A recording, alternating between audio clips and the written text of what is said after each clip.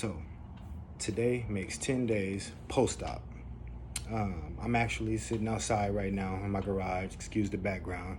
It's so cold in my house with the AC on, and it's such a beautiful day out today. So I figured I'll come outside and sit out here while I ice. I'm actually icing the knee right now. I'll show y'all. Taking care of it.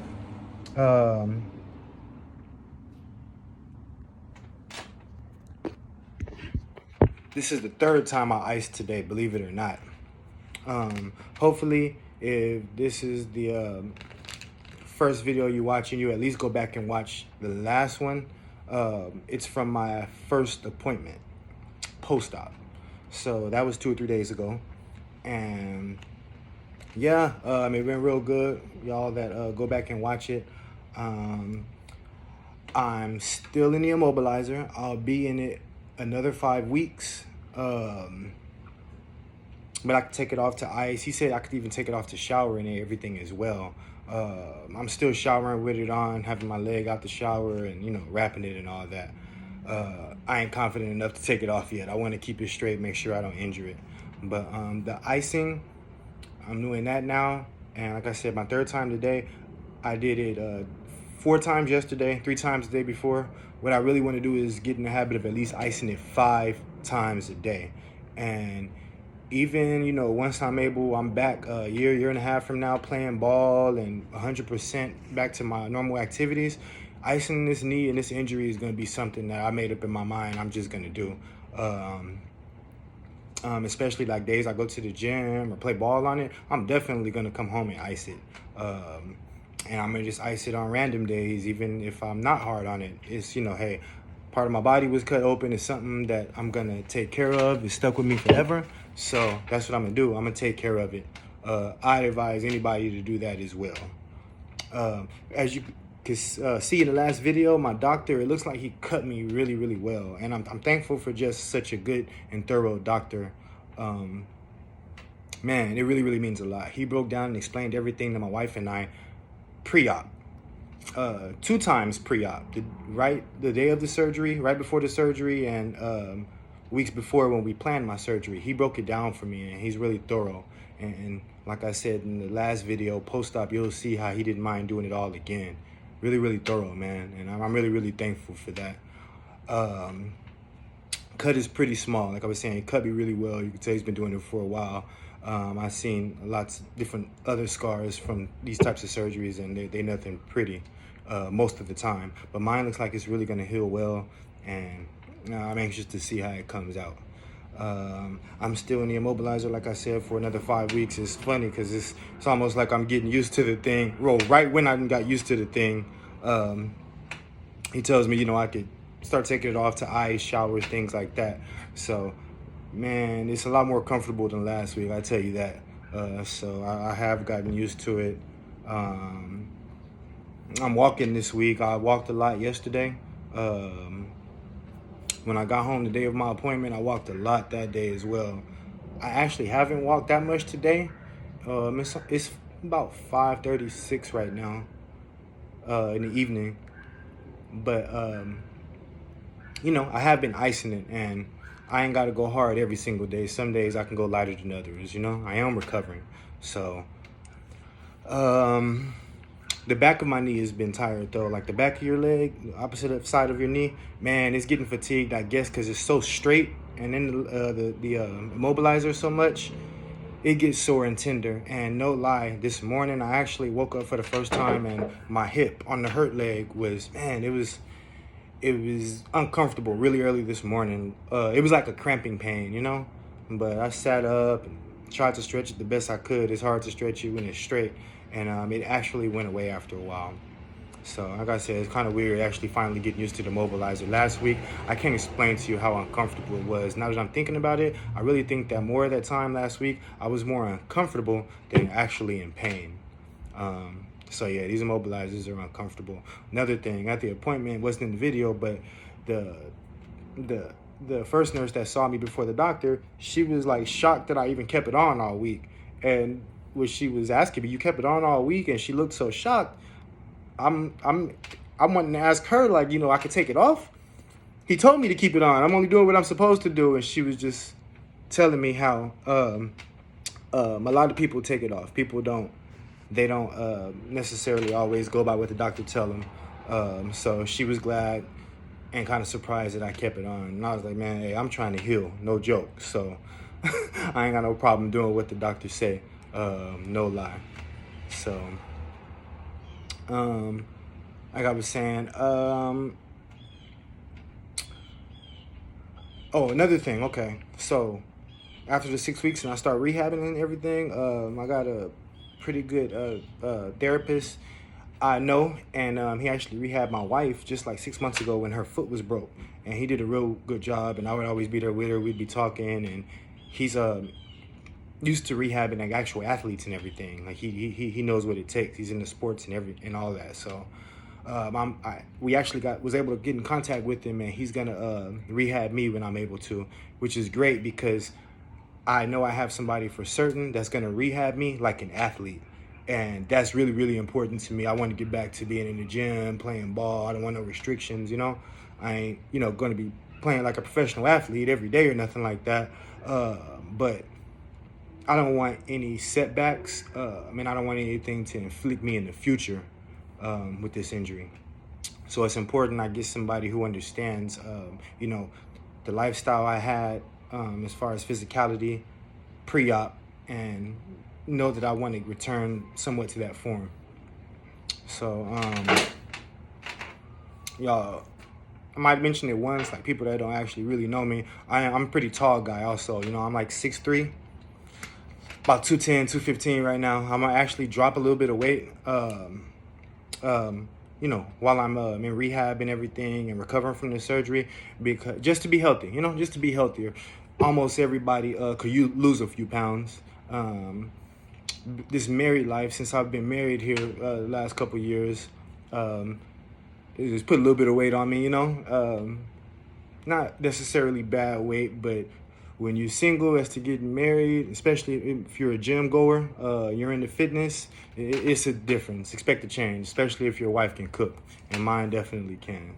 So it's a little hard getting in and out of vehicles. It was what I was getting at. And I'm 35 also. But yeah, it's really hard also getting out of vehicles. I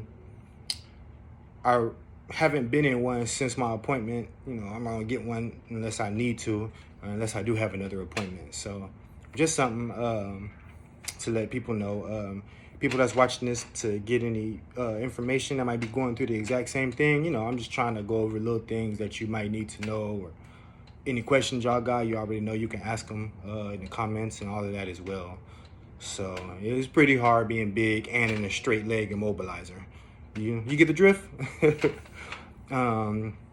Talked to y'all about my showers today. I actually showered the first time by myself without my wife's help.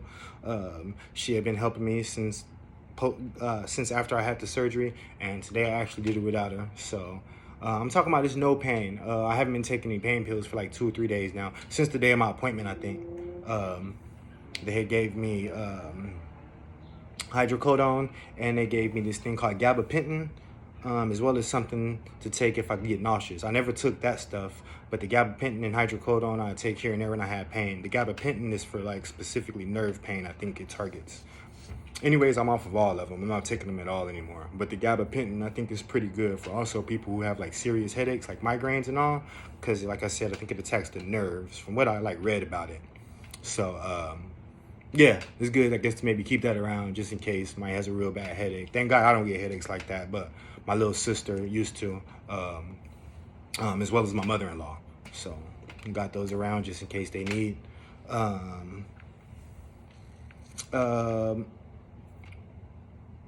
My doctor told me to do leg raises for exercise, and then to walk on it, get walking in, to start putting my full body weight on it when I actually walk. So that's like the therapy I'm doing now, so to speak, I didn't have outside stitches. I only have the inside sutures. So one thing is, it seems like different doctors have different ways of doing things, doing this surgery actually. And of course, with the advancement of technology and all, you can only think, yeah, they've got better. They've come a long way. They've found better ways to do things. So some of the things my doctor was explaining, I hadn't even heard anybody else out of all the other videos I watched about people recovering from patellar tendon surgery.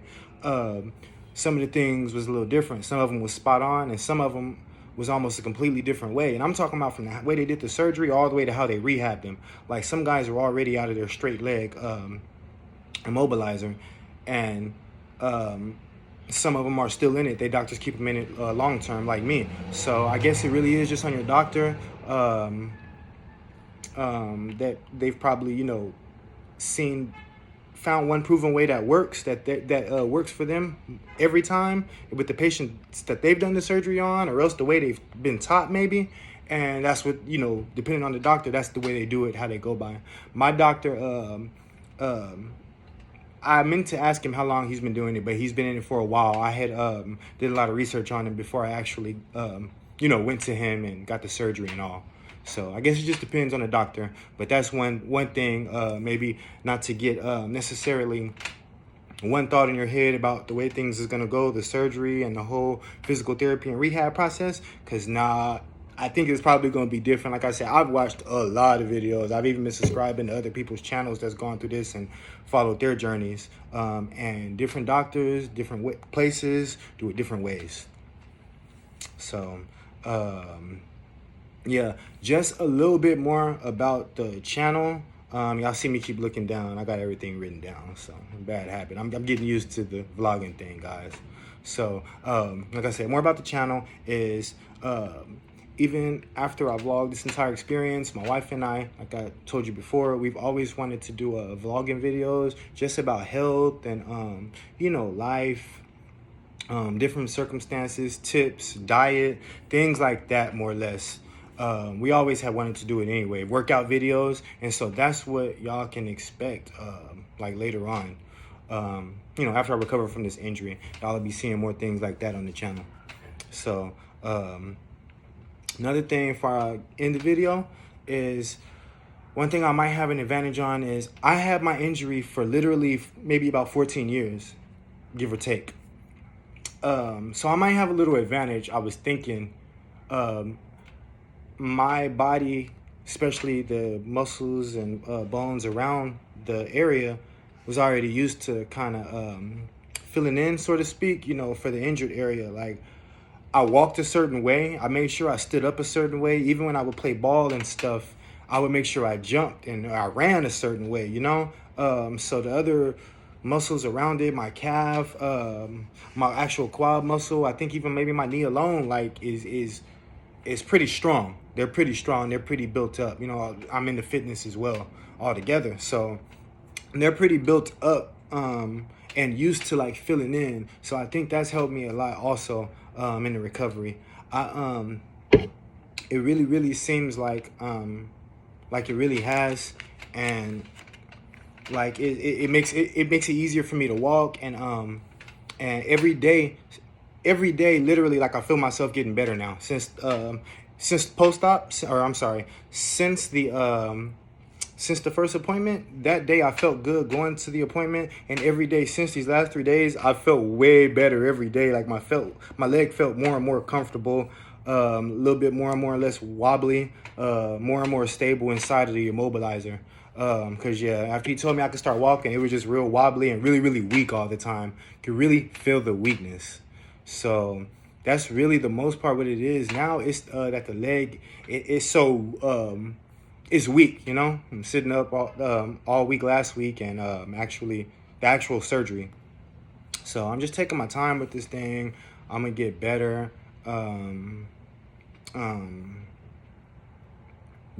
Yeah, it's coming along, man. Like I always say, like, comment, subscribe, and follow me on this journey.